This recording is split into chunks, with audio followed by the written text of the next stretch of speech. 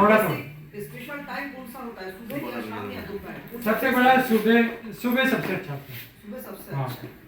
10 से लेकर 12 बजे, 9 से लेकर 12 बजे तक। और ये एकदम खाली पेट में आना है पंचकर्मा करने के लिए? खाली पेट में आना है। अगर मान लो कोई ऐसी अवस्था नहीं है, पेशेंट नहीं आ सकते, तो खाना खाने के 3 घंटे के बाद आप कर सकते हैं।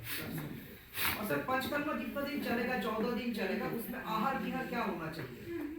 आहार विहार सिंपल होना चाहिए, घर का खाना, अग्नि संस्कारित एकदम बना हुआ खाना, बासी खाना नहीं होना चाहिए, अग्नि संस्कारित घर का खाना, हल्का खाना, वेजिटेरियन। अग्नि संस्कारित में पका हुआ, ठीक है, वो नहीं जो ये फ्रोजन आजकल चीजें मिलती है, ठीक है, बनी बनाई फ्रोजन। फ्रीज वाला नहीं चलेगा। रो आप खा सकते हो,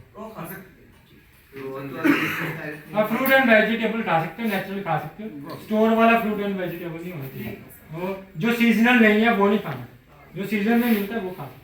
सर डोंट में आपने बताया कि वेट को नहीं रोकना चाहिए, और एक आपने पॉइंट बोला कि जो सेक्सुअल एक्टिविटीज है वो नहीं होना चाहिए। तो यदि किसी को वेरी वेग आता है तो यहाँ पे एक कॉन्ट्रडिक्शन हो रहा है, तो वहाँ पे क्या करना चाहिए?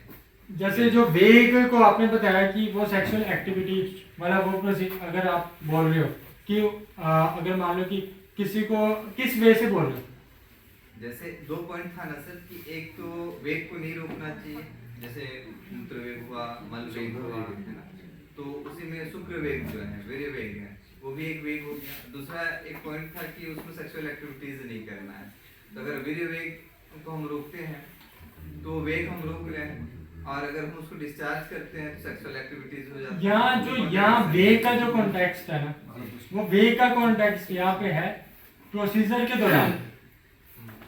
मान लो किसी को यूरिन आया हुआ है तो आप प्रोसीजर कर लो, नहीं करना, ठीक है, यहाँ पे उस टाइम पे।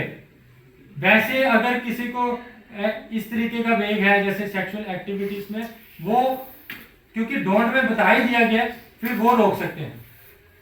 आयुर्वेद का ऐसा रूल है कि मान लो किसी चीज को बताया कि सामान्य सिद्धांत है कि ये चीज आपने नहीं करनी, ठीक है, तो मान लो कि ये बताया कि वेग को धारण, आपका ये प्रश्न था कि वो वेग को धारण नहीं करना, तो आयुर्वेद में स्पेसिफाई वो कर भी देते हैं किस वेग को धारण कर सकते हो, इसलिए वो डोंट में बता दिया।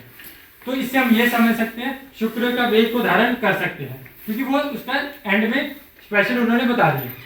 तो बाकी जो 13 वेग होते हैं हमारे में, उसमें जो इसका स्पेशल बताया मीन्स ये वेग को धारण कर सकते हैं, तो कोई दिक्कत नहीं। सर आपका कोई YouTube चैनल है क्या? ये डॉक्टर ऋषभ आयुर्वेदा नाम पे है। उसमें तो सर आपका पूरा लेक्चर मिल जाएगा हम लोग। सर आपके फोन नंबर में क्या है? अभी नया नहीं बनाया मैंने, तो लेक्चर धीरे धीरे डालूंगा मैं। सर आपके हिसाब से एक सबसे सरल वे क्या है सर, किसी का भी प्रकृति जानना? जैसे आपका अपना प्रकृति अब बताइए। मुझे कॉल आ रही है कि अभी तक आएगी नहीं वो, बस्ती आपका पड़ा।